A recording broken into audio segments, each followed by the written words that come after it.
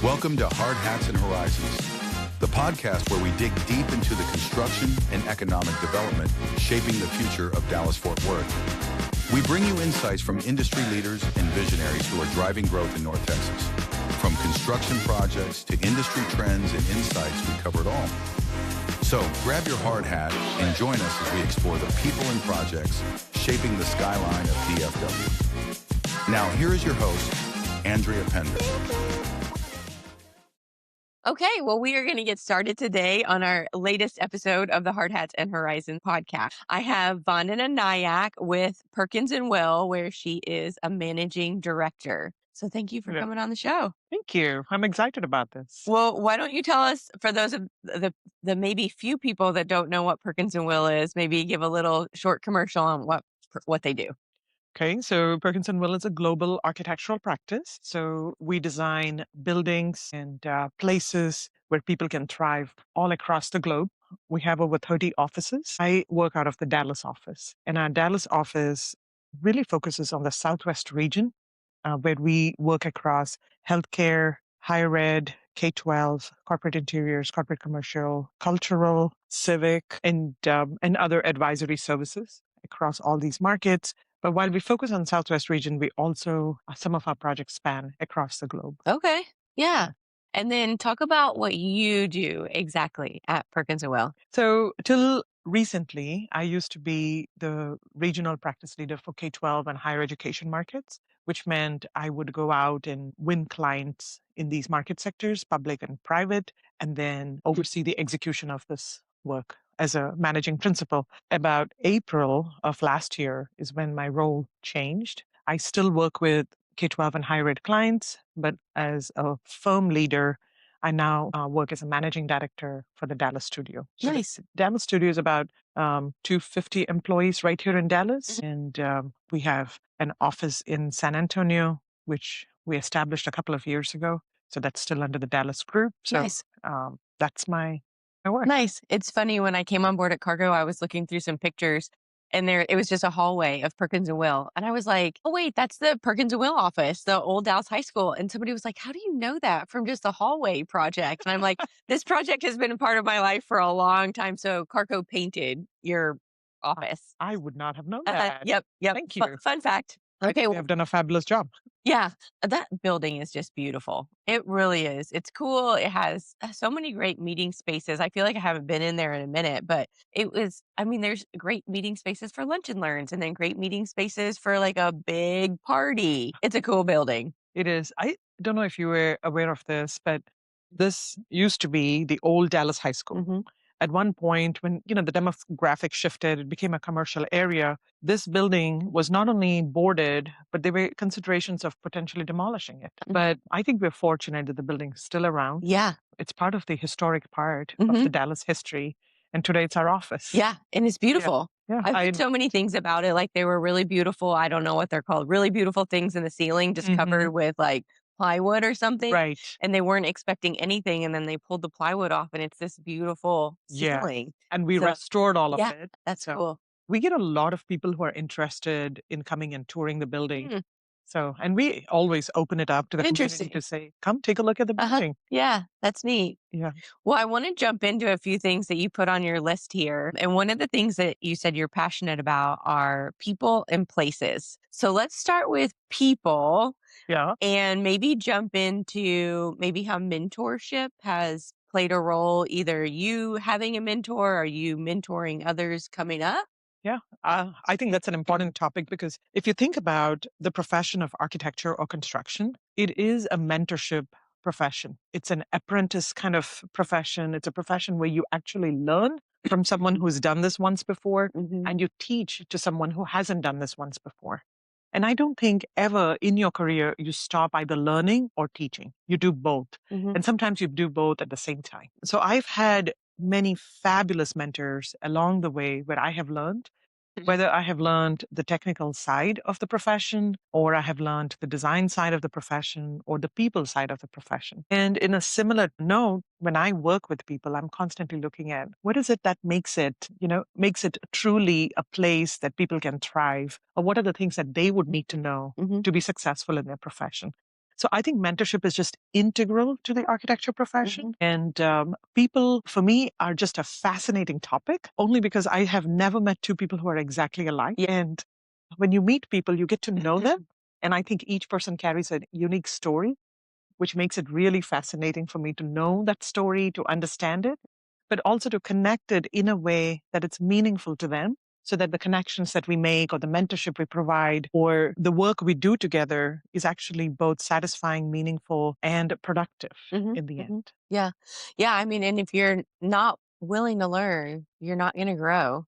And I True. always say that has to be so boring. Like, if you just want to, this is Yes. where you want to stay for the next 80 years, Yes. like, wow, that's boring. Yes. I don't think construction industry period would be for them. Right. That's the mindset. Right. So, and I know people all along and in all aspects of the profession that I have met and I have learned from, and they always would tell me, oh, there's no 2 days that are alike. And isn't that true? Well, yeah, that's exactly. You may Because you have learn a something. schedule. Yeah. You have a schedule, and that Yeah. might be the same, but the meetings, the conversations, Yeah. everything. The Yeah. problems you're solving every day, the Uh-huh. creative thinking you have to bring to see what might be around the corner, I think it's hmm fascinating. How long have you been in architecture? So I graduated in 98. So that makes it a little over 25 Okay. years, Yeah. close to 30 years now, right? What are some of the big things you're seeing changing in the education space? Like, what were you designing 20 years ago compared to what you're designing now? And you're like, man, I never thought this would go into a school building. So interesting. So I don't think the way humans learn and connect with each other has changed at all. Okay. So I think people still, for the same kind of sense of belonging, a sense of meaning, a sense of purpose, the way people connect with each other hasn't changed. So that basic fundamental way a person learns, a way a person wants to learn hasn't changed. What has changed though is our understanding of it. And we, for some time, kind of hid behind technology thinking it's going to solve everything and people are going to do things differently. But I think, if anything, COVID taught us that learning and education is a social sport. You cannot sit alone at home and actually learn immense amount of information. You could do a quick podcast, probably, or you could do a quick, hey, I want to know how to feed a cat. You could probably Google that and look at it. That's possible. So the way you kind of get quick information is possible, but the way you actually learn, the way you actually can enhance your own education is still a social sport. And that hasn't changed. So 20 years ago, we hyper focused on the teacher. We hyper focused on creating spaces where you would just learn from the teacher and you would go away. We actually did not focus enough on the other things that happened along with it, which allowed people to form meaningful connection, learn from a peer, kind of get deeper into it. It happened, but we didn't focus on it. And as time passed and we realized that that was important, I think the spaces that we now allocate, we deliberately allocate spaces to allow for that kind of interaction to occur. And that doesn't change whether you're in a K-12 setting or a higher education setting. The spaces where people can come together, can have a sense of belonging, they feel secure, they feel welcomed, and they feel wanted, can make all the difference in an educational setting. That's interesting because I just had somebody on earlier this week. We kind of bulk recorded a few so we could Yeah. then bulk edit a few. And he was mentioning office space and how there's so many things now in offices that make people want to go.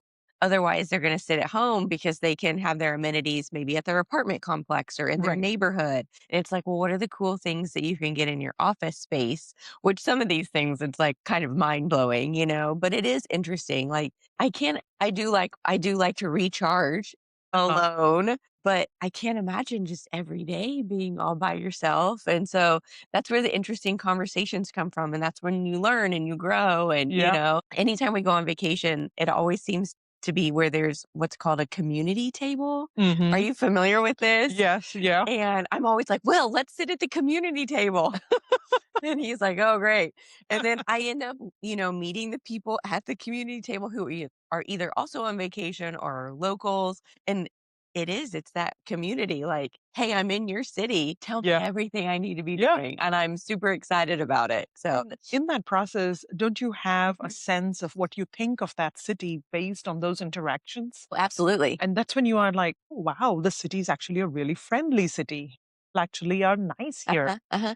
Yeah. Or I didn't know XYZ was available to go do, or because Yes. that wasn't in the quick Yeah. Google search that Right. you did. Yeah, that's interesting. And you've kind of alluded to it, but it says you're also passionate about places.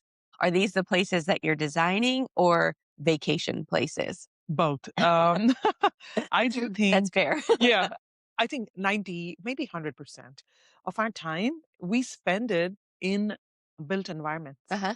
Yeah, Very rarely we're out in the woods that a human has never touched right. and you're spending time there, right? I Mhm, mean, it's probably not a norm. So if you're spending most of your time in a built environment, it's going to shape how mhm, you feel, mm, how you act, how you sense that place. So I'm usually very cognizant of it. Now, of course, and you know this, I love nature. Given a chance, I'll be out there hiking in the woods where mhm.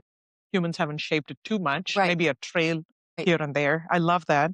But if you think about the rest of the day, I'm either spending it indoors in a space that is shaped either as a work or a home or as a workout space, Uh-huh. or I'm spending it outdoors, which may be shaped as a park or a city or interaction. Mhm, And if you mhm. actually look at all of those places, everything has been shaped or built by Right. someone, right? Uh, Or I'm shaping and building it today. I'm always very cognizant of the behavior, not only of me, but of people around me.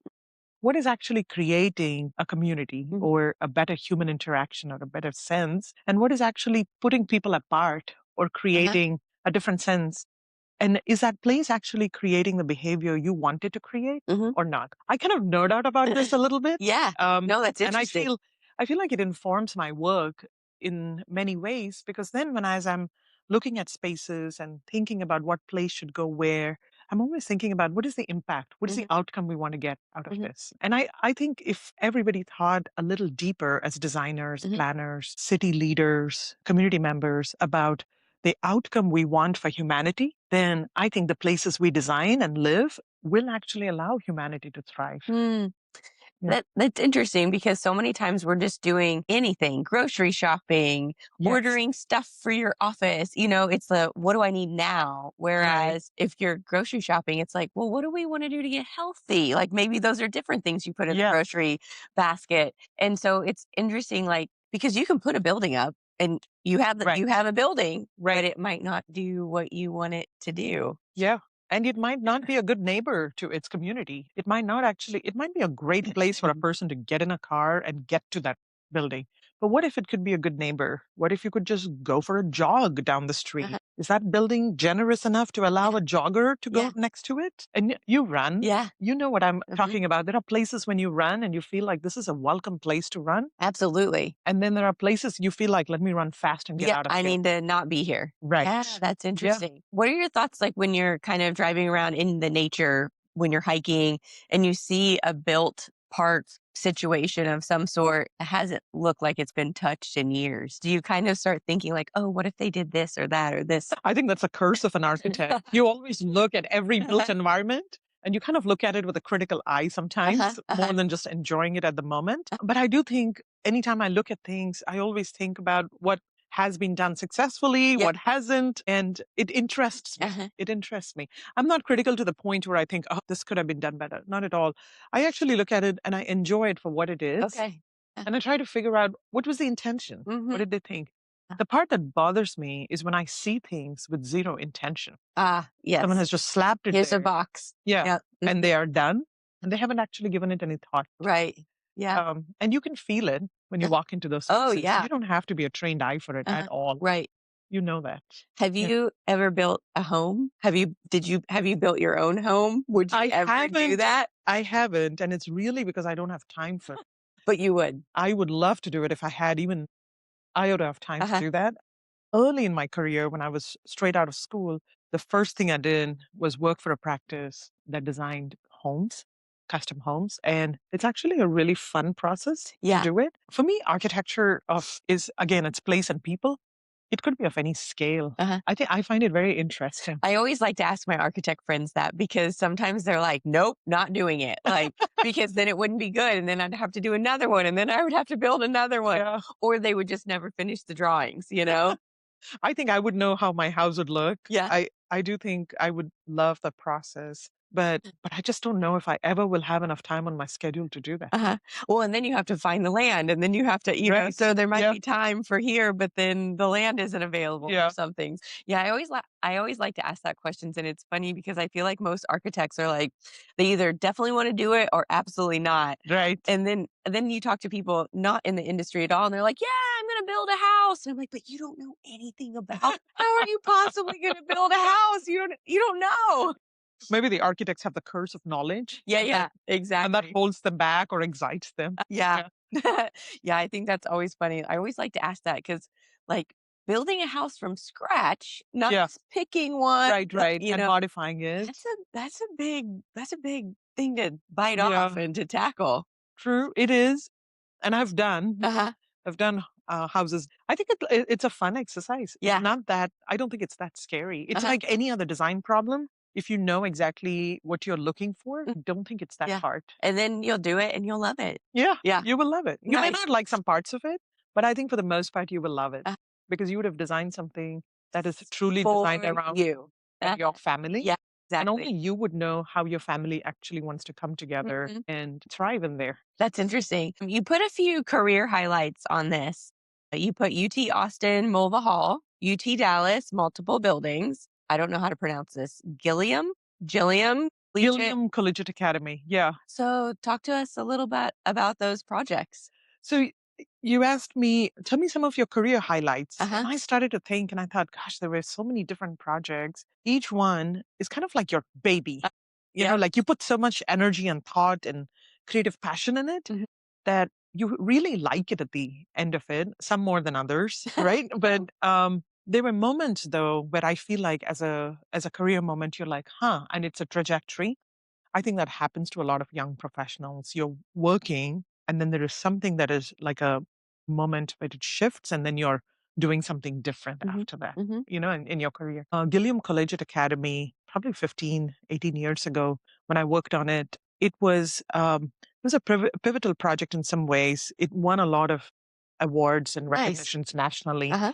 But we went into a community for Dallas ISD and worked on the first early college high school project, which Okay. meant you are working on a high school building that allows students in the underrepresented area of Mhm. the community to have a chance of college. Nice. And that meant they were taking out three barriers. First is the cost, Mhm. second is the time, and third is just the counseling Mhm. and streamlining Mhm. through partnership. Since that time, there have been many early college high schools across. It's a common concept today. It was first of its kind project. Mm, So we that's got cool. in there, worked with a really large community of leaders, not knowing what the final outcome would look like, Uh-huh. and shaped it to be something that would be really specific for the community, which ended up recently, maybe 5 years ago, it became a blue ribbon school, Oh, which I think nice. is amazing. Yeah.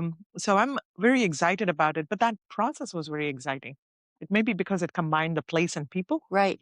right? Right. So it was wonderful. I was a young project manager at that time as I ran that project, which was fun. Another project which I think was really interesting and fun was working with the UT Dallas client. Uh-huh. And I have worked with them now for many years. Both, it's going back to that question of mentorship. You learn and you teach Mhm. all at the same time. Mm, And I feel like I learned from the client. They mhm. were a fabulous client who had the patience to both teach and to get our expertise.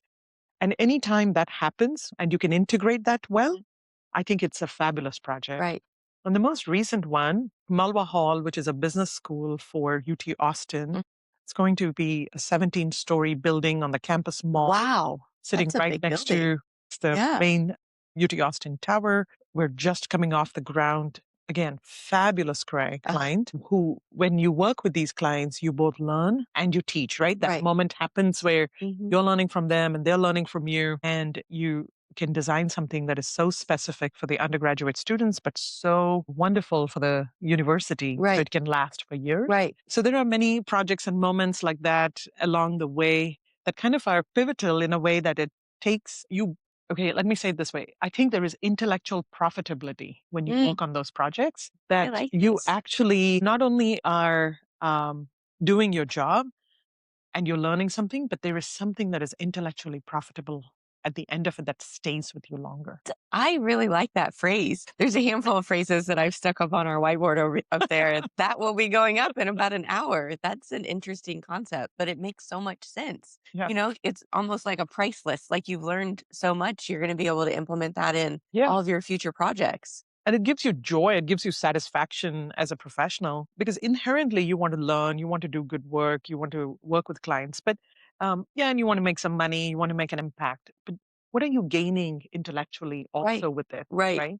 So You those are the ones that I think excite you. No, that's cool. You mentioned the college campus, and I spoke at Purdue's campus several years ago, and I hadn't been Yeah. back on campus in a long Yeah. time. And so I was walking along with one of my professors who was still there, Yeah. and they were like, brand new buildings to me.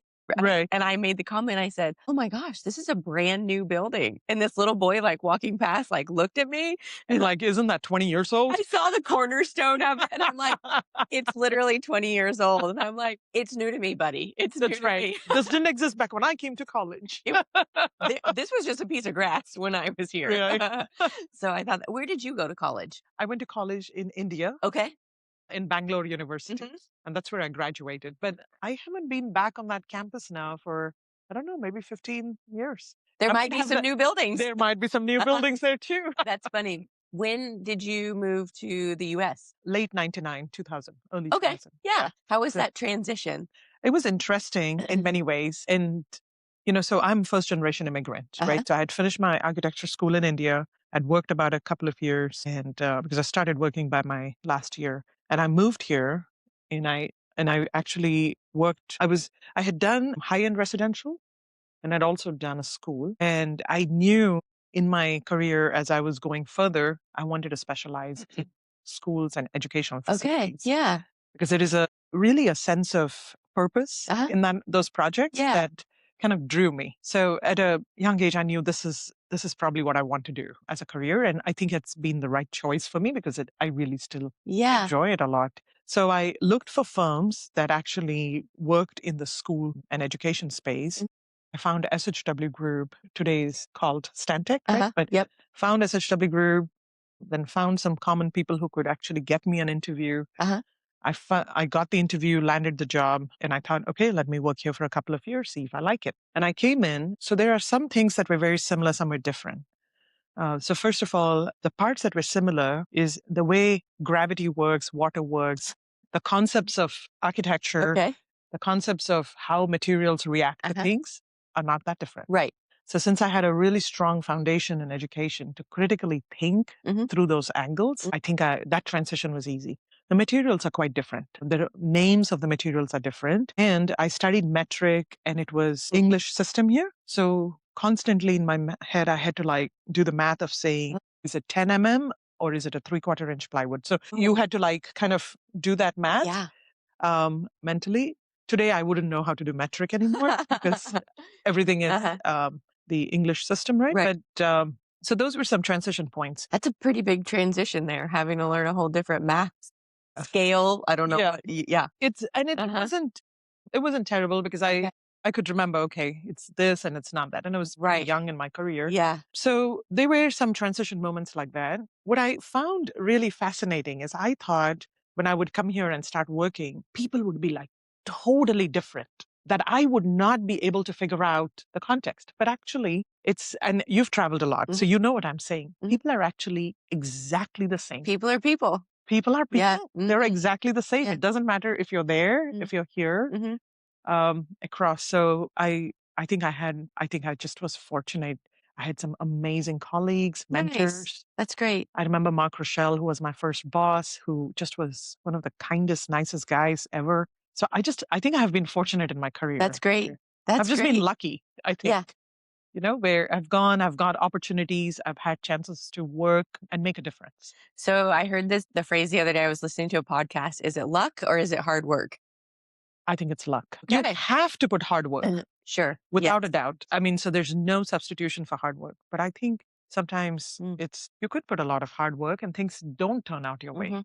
So I think Yeah, yeah. there is luck to it. That's cool, and it's been fun to kind of follow your career just from me for the last, like, 10 years because I feel Yeah. like just in the last 10 years, there's been so many, um, very well-deserved promotions and just Thank you.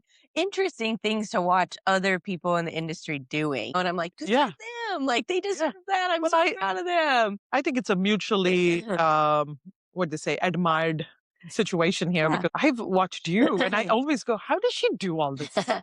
How does Yeah. she do it in a day? It's amazing. Mhm. It's amazing. Yeah. Well, and I think so many times it's the luck, it's the opportunity, it's the team around you, allowing you to be good at what Yeah. you do. Yeah. So, But I think it's also one other thing, if I may say this as a person who's actually gone through a few years of this, is when opportunity comes, it knocks in the most silent, quiet way.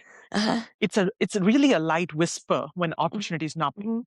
And the reason I say that is when a task is given to you, when anything is given to you give it your best. Right. Don't just say, oh, this is a small thing and give it your Yep. best because you are interviewing almost every day. People watch you, people see how you do the work, Right. and that is how the next assignment is given to you. Mhm. So, in many ways, when I was really young and I was just working, I was given probably more opportunities than some of the people around me. Mm, And I would take the task and I would take it to a point where I would give it my best. I would be inquisitive, curious, learn about it, and deliver something a little beyond expectation. mhm. There was a little sense of that unexpected where people would go, wow, that's nice. Right. I can Right. trust you with the next one. Right. Right. And I think that is what helped me kind of grow. Nice. And it's many years of doing that work where I have heard where people say, wow, we watched your career Mm, mm. take off and the trajectory. But it's many years of hard work. It's many years of actually Right. Right. building the competence. Is that like when people say, "Oh, they were an overnight success?" And Right. it's like, well, actually, that took 25 years to get Yes. to, yeah. You probably couldn't run your triathlons if you just got off the couch today. No, that'd be bad. Good luck to whoever wants to do that. That would be Yeah. scary. It's years of practice, Right. discipline that has led you to be what you are Yep. today. That's really interesting. What are some industry trends that you're seeing right now? Okay, the industry trends that I'm seeing right now is multifaceted. First of all, AI is coming at our doorstep. Mhm. It is exciting some people, scaring others. And some people are embracing it and thinking this is going to be the next thing. And some people are away, right? Mhm. So Mhm. I think it's going to be a disruptor. Yep, for sure. And I think we have to be very cognizant of it, but we have to be also smart in how we use it so that it is human plus. So that way it enhances a human Right. and amplifies a human's ability and not replaces in our minds. Yeah. My uncle actually called me on accident over the weekend. And then he was like, "Well, while I have you on the phone," and he started asking a handful of AI questions. And I said, "George, you're 75. What do you need? Like, why do you need to be Everybody up on needs the?" it. And he Yes. goes, "Well, I just planned our trip to Tokyo." And I was like, "Okay, cool. Well, that's a good way to use the AI Yeah. tools." And so then he was asking me a bunch of questions and he also went to Purdue and he was like, "Well, I found Purdue is doing this webinar. Maybe you should sit on in on this Yeah. because I'm going to do the webinar." And so I just thought, good for you for just, Yeah. there's no need for a 75-year-old to probably worry about that, but he just wants to know, how Yeah. can I use it? That's That's awesome. cool. I know. That's another big trend. People will live longer, right? Mm-hmm. And so multi-generational people will be in the workplace or will be impacting the economy. So there's a place for everyone. And Mm-hmm. how do they then play a role Right. as Right. they come in? So that's pretty interesting. I think at 75, you have the world's knowledge. We need to learn, Absolutely. right? While Yeah. they also are learning from other people Right. on Right. what are the new technologies. Uh-huh. Yeah. Um, Two more trends that I think of. One is I think there is more information than our human mind can process. We don't have enough quiet time. So, one of the topics I'm very passionate about is mental health and brain health. Mhm. It is how you can keep your cognitive strength strong Mm-hmm. and you can actually process information deeper. A couple of generations ago, it was given. People did that. Right. Today, the Right. speed Yeah. is so fast, everybody stays on the surface. Mm-hmm. that I don't think it's good for us as a person or as a society. So, how do you then give yourself space to be resilient and deep thinkers? And I think that is important in at your home, at work, as a society, Mhm. as you think of it. Mhm. And that's an industry trend that we Mhm. have to be mindful of, is not overloading people with too much information. Okay. Okay. And then the last part, because all of this then has impact on things we do and how we do it. And the last part is how we actually are cognizant and aware of being open to ideas that we may not agree with. Mm. I think as a society, we have slowly started shifting away from it. And Mhm. I think there is value in being open Mhm. to the other idea. Yeah.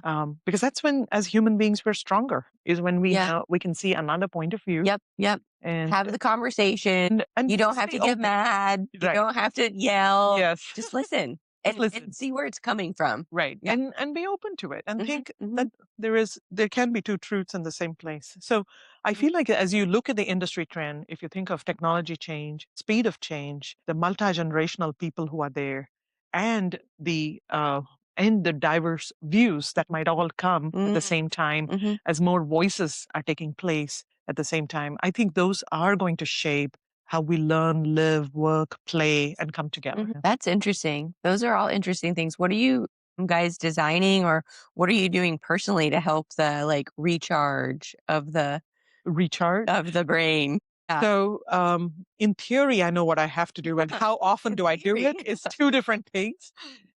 I try on a regular basis to give myself time where I am actually not doing anything. Mhm. And I think that, and you said you read a book Uh-huh. or you go for a run. Yep. For me, when I try to do nothing for a sliver of time, and it could be at least 15 minutes or 30 minutes, Mhm.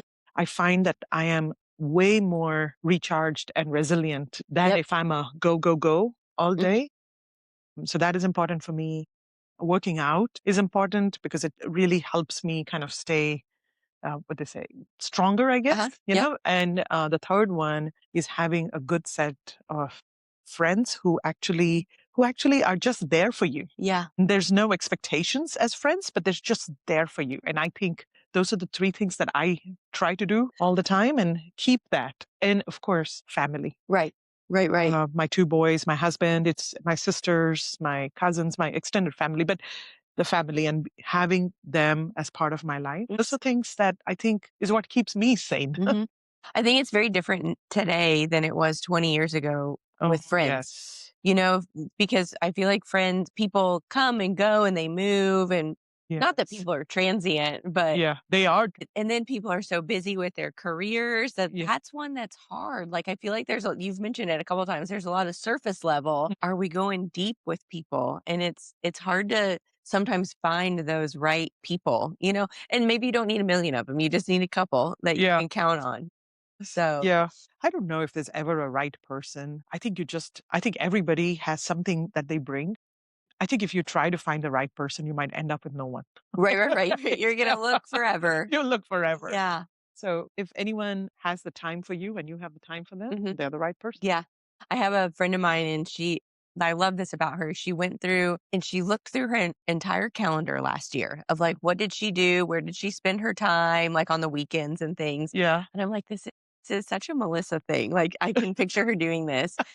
And she said, I tried to get involved with this group. Uh-huh. And she said, I went to 4 or 5 events that they hosted and no one showed up. And she was like, so I'm not going to even attempt to, try to get into Yeah. this group anymore. And she said, and then I realized there was this lady who anytime I invited her to something, she would She would go. go. And so she was like, I'm going to spend a lot of time this year investing more in this one particular lady. Cause she was just like, I really enjoyed spending time with her. And obviously it was reciprocated. Yeah. And so it's just interesting how busy people are these days. And, Yeah. there's so many people that want to be invited. And then when it comes down to it, they're like, oh, but do I really want to Right. go? Right. So Yeah.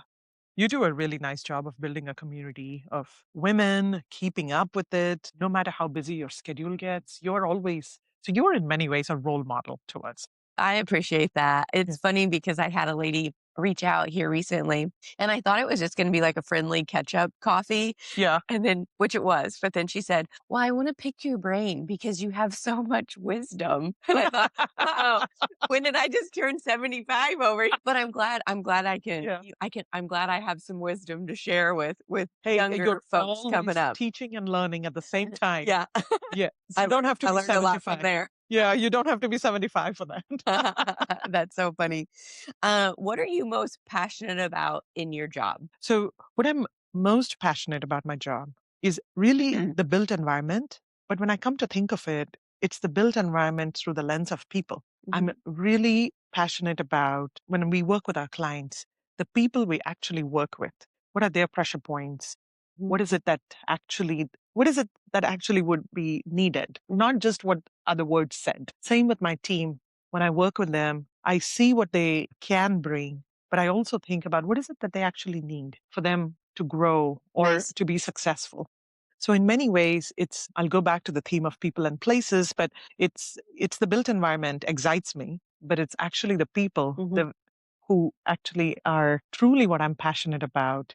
mhm, And it doesn't matter which way they come into my life and how and when I interact with them, mhm, but it's that whole combination. And when I say clients, it's not just the person who's writing the check for us. It's everyone. It's the user group, it's the contractors we're working with. I actually always, when I'm working with on projects, I'm curious to know, is this a good project for the contractor who's building it? And mhm, are the subs making money when mhm, they work on this? Is this a project that they would be proud of mhm, when it's all done? So I think it's the people component of it, of mhm, the job, that actually really excites me. mhm. Yeah. It's interesting you say that. We just hired here just a couple months ago a recruiting and learning development guy, and so he's really taking the time to take everyone to lunch. There's a handful of people who put together what are called professional development plans, Mhm. and so it has a 1 year, 3 year, 5 year game plan, and so he's taking everybody to lunch to kind Yeah. of dig into this in order to, is there a common theme of, do we need to bring a coach in? Do we need to have a lunch and learn? Do we need to, how can we help these people grow in order to get to their goals that they want to set? And so I'm really excited to see what comes. He just started a couple months ago, but I know he's already kind of encouraging a handful of classes here and there. And Yeah. just in the last 6 months, I feel like I've been doing a lot. Will has been doing a lot. And so there's a lot of people who have kind of come out of their shell a little bit. Which And is so nice. it's really exciting because sometimes you just need that extra coach or that extra Yeah. person to bounce those ideas off of, learning, growing, all of the things all at the Yeah. same time. So, Yeah. But you know what I have also found when you come speak with people, sometimes they know what they want. Sometimes they want you as a leader to help them figure out what yes. they want. So it's an interesting thing. I used to always think everybody has clarity on what they want because most times I have pretty good clarity about what I want to accomplish, Uh, what I want uh, as I go in, and I'm clear about what I would want out of that discussion. But what I've found is many times people are still trying to figure that out. They're mhm, still growing. And it's not an age thing, it's not an experience thing. It's just everybody's at a different point in their journey. right. And sometimes as a leader, it is to give them what they clearly want. Sometimes it is to just help them figure out what is it that would give you the most satisfaction. Right. Because Right. they are frustrated when they haven't figured that out Uh-huh. also. Right. Right. It's an interesting mix when you work with people. Rewinding a little bit, you mentioned the word client, and I do the same thing. I kind of call everyone a client, whether or not Right. if they're writing the check or not, Yeah, yeah. because I feel like it kind of takes all of us, at the end of the Yes. day. Yeah. And that's an interesting question on, are people proud of it? Do they love it? Are they making money off of it? I mean, those are three very separate questions, right? But Yeah. Sometimes uh they can be together. right. Yeah, yeah, or all in a whole lump sum. Because if you're Yeah. not making money and you don't like it, that's a good Yeah, point because too. end of the day, it's a business too. Right. And it's important. And what I have found is when the subs make money on a job, the entire job actually goes really well. That's interesting. Yeah. That's interesting. So we have recently started doing a Paint 101 presentation, Yeah. and we've been going in anytime, either just to a great client to present to them, or with some of these projects, we've gone in 2 weeks before our painters actually go out to paint on the job site. Yeah. And both of those, like, ways to give the information have been really good, but the ones in particular, like the 2 weeks before we start painting, that has been very helpful for the contractors. And so then the guys in the trailer know exactly like we need to look for this, we should look out for that, make sure this is happening, and so it's interesting. I always laugh and say everyone thinks they know how to paint because we've all painted something, right? Yeah. But there's a lot more to it Yeah. when we're talking about painting a big giant building. But that kind of goes back to just our learning and teaching and all of that. So that's an interesting part. 2 weeks before when you show up, what you're really doing is level setting expectations on both sides. So they know what you're expecting will happen and you know what they will be providing, right, at the same time. And I think many times people look at the task and they think, I've done this before or they've done this before. I mean, how hard can it Right, be? right. That's when the biggest mismatches happen. If people would just, because the humans may never have worked with each other before, right? Right. Mm-hmm. Yeah. This guy might have painted that. And so it doesn't matter how complex the task is or not. I think level setting that expectations makes such a big difference. Mhm. I'm not even surprised hearing Yeah. you say that. Yeah. I'm actually surprised that that doesn't happen as a common thing all the time. Well, so there are meetings and all of that taking place, but actually presenting this Paint 101, that's been kind of a new thing that we've done. Did you start? Yeah, yeah. I can see it. Of course. And then probably in the next few months, we'll also have a drywall 101. And Yeah. then who knows what we will build out from there. But Way to go. Way to go. yeah, I think it's so smart. yeah, It's yeah. so smart. And that's giving me some ideas of what I think I should be doing. But so that's awesome. I went out to a job site with one of our project managers early on after moving over to Carco. And he told me, he said, they're saying that we need 50 guys. And I'm like, whoa, that's a lot of people. And he goes, but we're going to go out, we're going to walk the job site. And Yeah. do we really need 50 guys tomorrow? And Yeah. so once we got there, I didn't know what we were looking for. And he started laughing and he was like, they don't even have the wall. Like the walls aren't Sheet even rock. ready. And so he was like, they don't need 50 guys tomorrow. Yeah. They might need 12 guys in 2 weeks, but they don't need 50 guys tomorrow. Yeah. But that's just part of Right. it, and then Right. you have the communication and, Yes. pick up the phone. Do you really need 50 guys? Right. Or yeah, so I think it's interesting just kind of in there's so many different trades and people involved in these Yes. projects. I just think it's fascinating I- that it can happen. Yes. You know? I agree. When you have really strong people on the job site, whether it is a superintendent, the project manager, the project is just different. When I walk it, I know it. Mhm. Like I go, this is a well-run job Mhm, site. mhm. And it takes a lot of brain power to anticipate, to Mhm. expect, and to plan it because they're orchestrating so many men and women working on that Yes. job site that everybody to be efficient, it's You it's may a symphony. You may know this fact, and I may be misquoting it, but I heard someone say that there's normally a total of like 5,000 people touch a job site. Easily. Isn't that crazy? Yeah. And even on the architecture side, any project, it's not like one person is sitting and dreaming it. It's a team sport. Right. Between the architects, the engineers, the surveyors, the geotech guys, everything.